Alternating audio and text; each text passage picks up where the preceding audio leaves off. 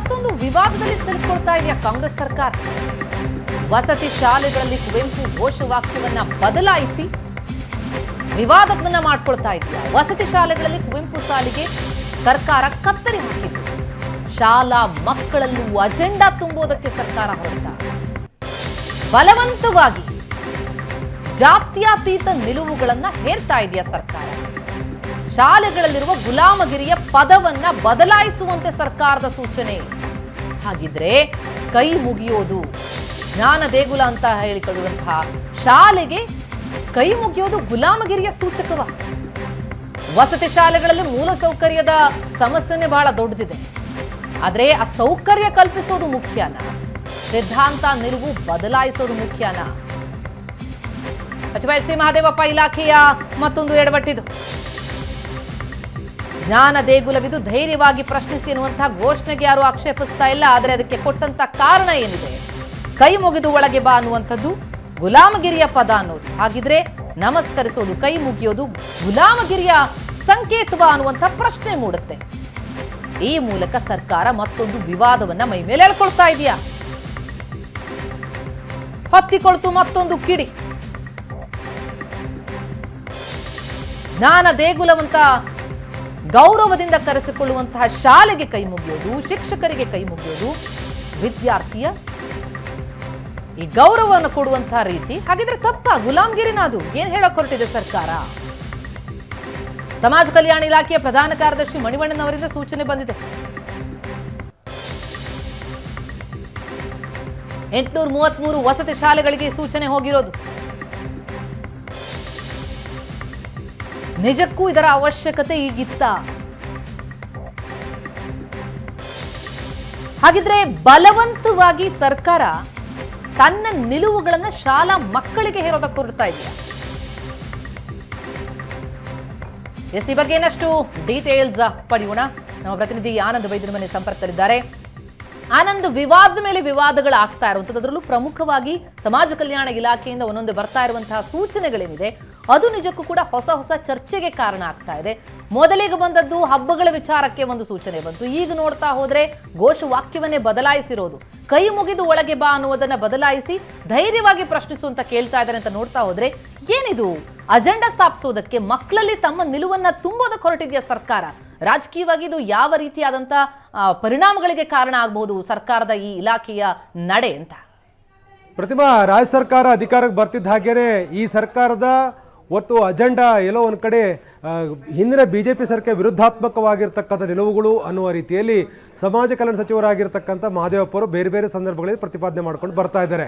ಬೇರೆ ಎಲ್ಲ ಸಂದರ್ಭಗಳು ಕೂಡ ಸಂವಿಧಾನವೇ ಪ್ರಮುಖ ಅನ್ನುವ ರೀತಿಯಲ್ಲಿ ತಮ್ಮದೇ ರೀತಿಯಲ್ಲಿ ವ್ಯಾಖ್ಯಾನ ಮಾಡ್ತಾ ಇರುವಂಥ ಸಮಾಜ ಕಲ್ಯಾಣ ಸಚಿವರಾಗಿರ್ತಕ್ಕಂಥ ಮಹದೇವಪ್ಪ ಅವರು ಈಗ ತಮ್ಮ ಇಲಾಖೆ ವ್ಯಾಪ್ತಿಯಲ್ಲಿ ಬರ್ತಕ್ಕಂಥ ವಸತಿ ಶಾಲೆಗಳಲ್ಲಿ ಬರಹಗಳನ್ನು ಅಂದರೆ ಘೋಷವಾಕ್ಯಗಳನ್ನು ಬದಲಾವಣೆ ಮಾಡ್ತಕ್ಕಂಥ ಸೂಚನೆ ಕೊಟ್ಟಿರ್ತಕ್ಕಂಥದ್ದು. ಅದನ್ನು ಇಲಾಖಾ ಅಧಿಕಾರಿಗಳ ಮೂಲಕ ಇದನ್ನು ಜಾರಿಗೊಳಿಸುವಂಥ ಒಂದು ಪ್ರಯತ್ನಕ್ಕೆ ಮುಂದಾಗಿರ್ತಕ್ಕಂಥ ನಿಜವಾಗಲೂ ಕೂಡ ಸರ್ಕಾರದ ನಡೆಯ ಬಗ್ಗೆ ಎಲ್ಲ ಒಂದು ಕಡೆ ಅನುಮಾನಗಳು ಮೂಡ್ತಾ ಇದೆ. ಯಾಕೆಂತಂದರೆ ಸರ್ಕಾರ ಯಾವುದೇ ಒಂದು ನಿರ್ಧಾರಗಳು ತೆಗೆದುಕೊಳ್ಳುವ ಸಂದರ್ಭದಲ್ಲಿ ಒಂದು ಆಡಳಿತಾತ್ಮಕವಾಗಿ ಎಲ್ಲರಿಗೂ ಸರ್ವಸಮ್ಮತವಾಗಿರುವ ರೀತಿಯಲ್ಲಿ ನಿರ್ಧಾರಗಳನ್ನು ತೆಗೆದುಕೊಳ್ಳಬೇಕು. ಆದರೆ ವಸತಿ ಶಾಲೆಗಳಲ್ಲಿ ಈಗ ಧೈರ್ಯವಾಗಿ ಪ್ರಶ್ನಿಸಿ ಅನ್ನುವ ರೀತಿಯಲ್ಲಿ ಘೋಷವಾಕ್ಯವನ್ನು ಬದಲಾವಣೆ ಮಾಡೋಕ್ಕೆ ಹೊರಟಿರ್ತಕ್ಕಂಥದ್ದು ಸರ್ಕಾರದ ಅಜೆಂಡಾವನ್ನು ಜಾರಿ ಮಾಡುವಂಥ ಪ್ರಯತ್ನ, ತಳಹಂತದಿಂದ ಮಾಡುವಂಥ ಪ್ರಯತ್ನ ಅಂತಕ್ಕಂಥದ್ದು ಕೂಡ ಈಗ ಚರ್ಚೆ ಆಗ್ತಾ ಇದೆ. ಯಾಕೆಂತಂದ್ರೆ ಹಾಗಾಗಿಯೇ ಮಹದೇವಪ್ಪ ಅವರು ತಮ್ಮ ಕ್ರಮವನ್ನು ಸಮರ್ಥನೆ ಮಾಡಿಕೊಳ್ಳುವಂತ ಪ್ರಯತ್ನವನ್ನು ಕೂಡ ಈ ಮೂಲಕ ಮಾಡ್ತಾ ಇದ್ದಾರೆ. ಪ್ರತಿಮಾ, ಎಸ್ ನದಿ ಬಗ್ಗೆ ಇನ್ನಷ್ಟು ಡೀಟೇಲ್ಸ್ ಪಡ್ಕೊಳ್ತೀನಿ. ಇದಕ್ಕೆ ಈ ಬದಲಾವಣೆಗೆ ಏನಿದೆ ಸಚಿವ ಮಹದೇವಪ್ಪ ಅವರೇ ಈಗ ಪ್ರತಿಕ್ರಿಯಿಸಿದ್ದಾರೆ. ವಸತಿ ಶಾಲೆಗಳಲ್ಲಿ ಕುವೆಂಪು ಘೋಷವಾಕ್ಯ ಬದಲಾವಣೆ ಮಾಡಿರುವುದನ್ನು ಸಮರ್ಥಿಸಿಕೊಳ್ತಾ ಇದ್ದಾರೆ. ಸರ್ಕಾರದ ನಿಲುವನ್ನ, ಇಲಾಖೆಯ ನಿಲುವನ್ನ ಸಚಿವ ಎಚ್ ಸಿ ಮಹದೇವಪ್ಪ ಸಮರ್ಥಿಸಿಕೊಂಡಿದ್ದಾರೆ. ಜ್ಞಾನ ದೇಗುಲವಿದು ಧೈರ್ಯವಾಗಿ ಪ್ರಶ್ನಿಸಿ ಎನ್ನುವ ವಾಕ್ಯದಲ್ಲಿ ತಪ್ಪೇನಿದೆ ಅಂತ ಸುವರ್ಣ ನ್ಯೂಸ್ಗೆ ಸಮಾಜ ಕಲ್ಯಾಣ ಸಚಿವರು ಪ್ರತಿಕ್ರಿಯಿಸಿದ್ದಾರೆ. ಕುವೆಂಪು ಅವರನ್ನು ನಾವು ಗೌರವಿಸ್ತೀವಿ, ಇದರಲ್ಲಿ ಯಾವುದೇ ವಿವಾದ ಇಲ್ಲ, ವಿವಾದ ಮಾಡುವ ಅಗತ್ಯ ಇಲ್ಲ. ಬಿಜೆಪಿಯವರು ಎಲ್ಲವನ್ನೂ ವಿವಾದ ಮಾಡ್ತಾರೆ ಅನ್ನೋದು ಮಹದೇವಪ್ಪ ಅವರ ಪ್ರತಿಕ್ರಿಯೆ.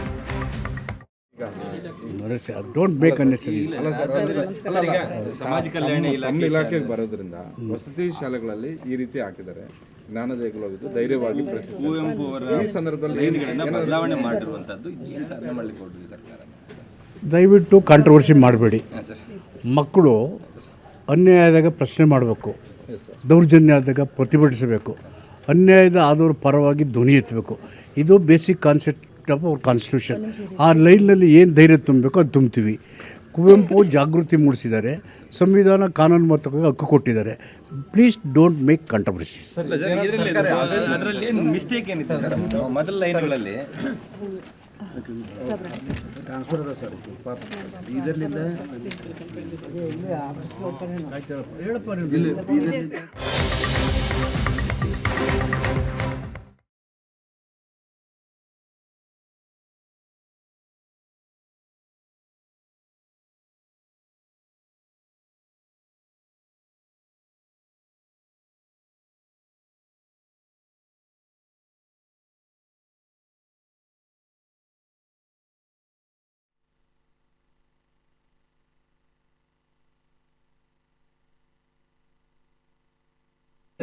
Small reaction. Not an issue. ಅದು ಕುವೆಂಪು ಹೇಳಿದ್ದಾರೆ, ಧೈರ್ಯ ಅಂಬೇಡ್ಕರ್ ಹೇಳಿದ್ದಾರೆ. What is issue? ಅಲ್ಲ ಸರ್, ಇದು ಈಗ ಡೋಂಟ್ ಮೇಕ್ ಅನ್ನೆಸರಿ. ಸಮಾಜ ಕಲ್ಯಾಣ ನಮ್ಮ ಇಲಾಖೆಗೆ ಬರೋದ್ರಿಂದ ವಸತಿ ಶಾಲೆಗಳಲ್ಲಿ ಈ ರೀತಿ ಹಾಕಿದ್ದಾರೆ. ಜ್ಞಾನ ದೇಗುಲವಿದ್ದು ಧೈರ್ಯವಾಗಿ ಕುವೆಂಪು ಅವರ ಈ ಸಂದರ್ಭದಲ್ಲಿ ಲೈನ್ಗಳನ್ನ ಬದಲಾವಣೆ ಮಾಡಿರುವಂಥದ್ದು. ಕಾಂಟ್ರವರ್ಸಿ ಮಾಡಬೇಡಿ. ಮಕ್ಕಳು ಅನ್ಯಾಯದಾಗ ಪ್ರಶ್ನೆ ಮಾಡಬೇಕು, ದೌರ್ಜನ್ಯ ಆದಾಗ ಪ್ರತಿಭಟಿಸಬೇಕು, ಅನ್ಯಾಯದ ಆದವ್ರ ಪರವಾಗಿ ಧ್ವನಿ ಎತ್ತಬೇಕು. ಇದು ಬೇಸಿಕ್ ಕಾನ್ಸೆಪ್ಟ್ ಆಫ್ ಅವ್ರ ಕಾನ್ಸ್ಟಿಟ್ಯೂಷನ್. ಆ ಲೈನ್ನಲ್ಲಿ ಏನು ಧೈರ್ಯ ತುಂಬಬೇಕು ಅದು ತುಂಬ್ತೀವಿ. ಕುವೆಂಪು ಜಾಗೃತಿ ಮೂಡಿಸಿದ್ದಾರೆ, ಸಂವಿಧಾನ ಕಾನೂನಾತ್ಮಕವಾಗಿ ಹಕ್ಕು ಕೊಟ್ಟಿದ್ದಾರೆ. Please don't make controversies. ಅದರಲ್ಲಿ ಏನು ಮಿಸ್ಟೇಕ್ ಏನಿದೆ ಸರ್? ಮೊದಲ ಲೈನ್ಗಳಲ್ಲಿ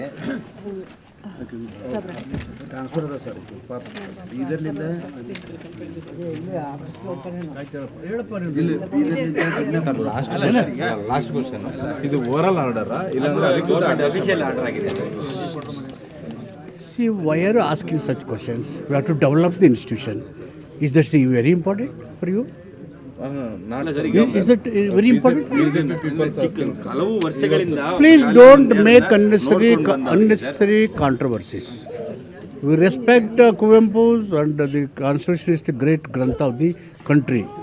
So he has enlightened people through his cultural movement, and Constitution given us a right based on the provisions, rights and fundamental rights. Kuvempu ಲೈನಲ್ಲಿ ಏನು ಮಿಸ್ಟೇಕ್ ಇತ್ತು ಅನ್ನೋದು ಸರ್? ಅದು mistake ಕಾಣೋದೇ ಇಲ್ವಲ್ಲ ನಾವು. Who said mistakes?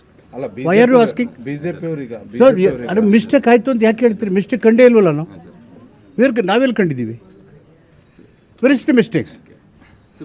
ಕುವೆಂಪುರ ಬಗ್ಗೆ ನಾವೇ ಹೇಳ್ತೀವಿ. ಕುವೆಂಪು ಹೇಳಿದ ಸಂವಿಧಾನ ಬರೆದಾಗ ಗೊತ್ತಾ ನಿಮಗೆ? Small reaction. Not an issue. Yes, ಈ ಪ್ರತಿಕ್ರಿಯೆ ವಿಚಾರಕ್ಕೆ ಸಂಬಂಧಪಟ್ಟಂತೆ ಇನ್ನಷ್ಟು ಮಾಹಿತಿಯನ್ನ ಪಡೆಯೋಣ. ನಮ್ಮ ಪ್ರತಿನಿಧಿ ಆನಂದ್ ಬೈದರ್ಮನೆ ಸಂಪರ್ಕದಲ್ಲಿದ್ದಾರೆ. ಆನಂದ್, ಒಂದು ಕಡೆ ಈ ಘೋಷವಾಕ್ಯ ಬದಲಾವಣೆಯಾಗಿರೋದು, ಜೊತೆಗೆ ಅದಕ್ಕೆ ಕೊಟ್ಟಂತಹ ಕಾರಣ ಸ್ಲೇವರಿ ಫ್ರೇಸ್, ಈ ಗುಲಾಮಗಿರಿಯ ಪದದ ಬದಲಾವಣೆಯಾಗಬೇಕು ಅನ್ನುವಂಥ ಅರ್ಥದಲ್ಲಿ ಚರ್ಚೆಗಳಾಗಿರುವಂಥದ್ದು ಗ್ರೂಪ್ನಲ್ಲಿ. ಅದಾದ ಮೇಲೆ ಈ ಒಂದು ಘೋಷಣೆ ಆಗುತ್ತೆ. ಈಗ ನೋಡಿದ್ರೆ ಮಹದೇವಪ್ಪ ಅವರು ಯಾಕೆ ಕಾಂಟ್ರವರ್ಸಿ ಮಾಡ್ತಿದ್ದೀರಿ ಅಂತಿದ್ದಾರೆ. ಆದರೆ ಈ ಬದಲಾವಣೆ ಮೊದಲನೇ ಇದರಲ್ಲಿ ಅದು ಬದಲಾವಣೆ ಆದದ್ದು ಯಾಕೆ ಅನ್ನೋದ್ರ ಬಗ್ಗೆ ಕ್ಲಾರಿಟಿಯನ್ನು ಕೊಡೋದಕ್ಕೆ ಯಾಕೆ ಸರ್ಕಾರ ಮುಂದಾಗ್ತಾ ಇಲ್ಲ ಅಥವಾ ಇಲಾಖೆ ಮುಂದಾಗ್ತಾ ಇಲ್ಲ? ಏನು ಇವರ ನಿಲುವು? ಪ್ರತಿಮಾ, ಸರ್ಕಾರ ಬಹಳ ಸ್ಪಷ್ಟವಾಗಿ ತಮ್ಮ ಉದ್ದೇಶವನ್ನು ಜಾರಿ ಮಾಡುವ ನಿಟ್ಟಿನಲ್ಲಿ ಒಂದು ತೀರ್ಮಾನ ಮಾಡಿಕೊಂಡಿರ್ತಕ್ಕಂಥದ್ದು ಸಚಿವ ಮಹದೇವಪ್ಪ ಅವರ ಹೇಳಿಕೆಯಿಂದ ಬಹಳ ಸ್ಪಷ್ಟವಾಗಿ ಗೊತ್ತಾಗುತ್ತೆ. ಯಾಕೆಂತಂದರೆ ಮಹದೇವಪ್ಪ ಅವರು ಬಹಳ ಸ್ಪಷ್ಟವಾಗಿ ಹೇಳ್ತಾ ಇರ್ತಕ್ಕಂಥದ್ದು ಇದರಲ್ಲಿ ವಿವಾದ ಏನಿದೆ ಅಂತಕ್ಕಂಥ ಮಾತನ್ನು ಹೇಳ್ತಾ ಇದ್ದಾರೆ. ಅಂದರೆ ತಾವು ಮಾಡಿರ್ತಕ್ಕಂಥ ಕ್ರಮವನ್ನು ಸಮರ್ಥನೆ ಮಾಡಿಕೊಳ್ತಕ್ಕಂಥ ಪ್ರಯತ್ನವನ್ನು ಮಾಡಿದ್ದಾರೆ. ಜ್ಞಾನ ದೇಗುಲವಿದು ಕೈ ಮುಗಿದು ಒಳಗೆ ಬಾ ಅಂತಕ್ಕಂಥ ಕುವೆಂಪು ಅವರ ಘೋಷವಾಕ್ಯವನ್ನು ಬದಲಾವಣೆ ಮಾಡ್ತಕ್ಕಂಥ ಒಂದು ನಿರ್ಧಾರ ತೆಗೆದುಕೊಂಡೇ ಈ ನಿರ್ಧಾರ ಮಾಡಿದ್ದೇವೆ ಅಂತಕ್ಕಂಥದ್ದು ಮಹದೇವಪ್ಪ ಅವರ ಹೇಳಿಕೆಯಲ್ಲಿ ಬಹಳ ಸ್ಪಷ್ಟವಾಗಿ ಕಂಡು ಬರ್ತಾ ಇದೆ. ಉದ್ದೇಶ ಸರ್ಕಾರದ್ದು ಸ್ಪಷ್ಟವಾಗಿದೆ, ಬದಲಾವಣೆ ಮಾಡಬೇಕು ಅಂತಕ್ಕಂಥದ್ದು. ಆದರೆ ಯಾಕೆ ಬದಲಾವಣೆ ಮಾಡಿದ್ವಿ ಅಂತಕ್ಕಂಥದ್ದನ್ನು ಸಮಜಾಯಿಸಿಕೊಡುವ ಪ್ರಯತ್ನವನ್ನು ಮಾಡ್ತಾ ಇಲ್ಲ. ತಾವು ಮಾಡಿರ್ತಕ್ಕಂಥ ಕ್ರಮವನ್ನು ಸಮರ್ಥನೆ ಮಾಡಿಕೊಳ್ತಕ್ಕಂಥ ಪ್ರಯತ್ನವನ್ನು ಸಚಿವರು ಮಾಡ್ತಾ ಇದ್ದಾರೆ.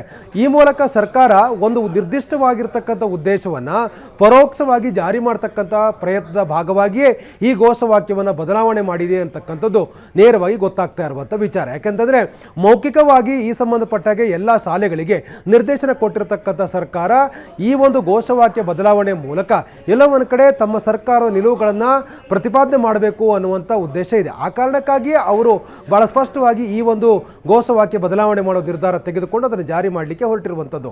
ಮತ್ತು ಈ ಕುವೆಂಪು ಅವರನ್ನು ನಾವು ಗೌರವಿಸ್ತೇವೆ, ಆದರೆ ಪ್ರಶ್ನಿಸುವಂಥ ಅಧಿಕಾರ ಕೊಟ್ಟಿದೆ ಸಂವಿಧಾನ. ಆ ಕಾರಣಕ್ಕಾಗಿ ವಿದ್ಯಾರ್ಥಿಗಳು ಅನ್ಯಾಯ ಆದಾಗ ಪ್ರತಿಭಟಿಸಲೇಬೇಕು, ಪ್ರಶ್ನಿಸಲೇಬೇಕು ಅಂತಕ್ಕಂಥ ಉದ್ದೇಶ ಇಟ್ಟುಕೊಂಡು ಈ ನಿರ್ಧಾರ ತೆಗೆದುಕೊಂಡಿದ್ದೇವೆ ಅನ್ನುವಂಥ ಮಾತನ್ನು ಸಚಿವರಾಗಿರುವಂಥ ಮಹದೇವಪ್ಪ ಅವರು ಹೇಳ್ತಾ ಇದ್ದಾರೆ. ನಿಜವಾಗಲೂ ಕೂಡ ಇದು ಬೇರೆ ಬೇರೆ ರೀತಿಯ ಸ್ವರೂಪದ ಚರ್ಚೆಗಳನ್ನು ಹುಟ್ಟು ಹಾಕ್ತಾ ಇದೆ. ಸರ್ಕಾರ ಯಾಕೆ ಈ ನಿರ್ಧಾರವನ್ನು ತೆಗೆದುಕೊಂಡಿದೆ ಮತ್ತು ಸರ್ಕಾರ ಈ ನಿರ್ಧಾರ ತೆಗೆದುಕೊಳ್ಳೋ ಮುಂಚಿತವಾಗಿ ಯಾವ ಒಂದು ಯೋಚನಾ ಲಹರಿಯಲ್ಲಿ ಚರ್ಚೆಗಳನ್ನು ಮಾಡಿದೆ ಮತ್ತು ಇದನ್ನು ಯಾವ ಉದ್ದೇಶ ಇಟ್ಕೊಂಡು ಎಲ್ಲ ತಳಹಂತದಲ್ಲಿರ್ತಕ್ಕಂಥ ಶಾಲೆಗಳಲ್ಲಿ ಇದನ್ನು ಜಾರಿ ಮಾಡುವಂಥ ಪ್ರಯತ್ನಗಳನ್ನು ಮಾಡ್ತಾ ಇದೆ. ಈ ಎಲ್ಲದರ ಬಗ್ಗೆನೂ ಕೂಡ ವಿಸ್ತೃತವಾಗಿರುವಂಥ ಒಂದು ಸಂಶಯಗಳಾಗಲಿ ಮತ್ತು ಅನುಮಾನಗಳು ಕೂಡ ಸಹಜವಾಗಿ ಮೂಡ್ತಾ ಇರತಕ್ಕಂಥದ್ದು. ಸಚಿವರ ವೈಯಕ್ತಿಕ ಹಿತಾಸಕ್ತಿಯೋ ಅಥವಾ ಸರ್ಕಾರದ ಅಜೆಂಡವೋ ಇವೆಲ್ಲವನ್ನು ಕೂಡ ಸರ್ಕಾರ ಕ್ಲಿಯರ್ ಮಾಡಲೇಬೇಕಾಗತ್ತೆ ಈ ಹಂತದಲ್ಲಿ. Thank you so much Anand ತಮ್ಮೆಲ್ಲ ಮಾಹಿತಿಗೆ. ಇದು ಏಷ್ಯಾನೆಟ್ ನ್ಯೂಸ್ ನೆಟ್ವರ್ಕ್ ಪ್ರಸ್ತುತಿ. ನೀವು ನೋಡ್ತಿದ್ದೀರಾ ಏಷ್ಯಾನೆಟ್ ಸುವರ್ಣ ನ್ಯೂಸ್.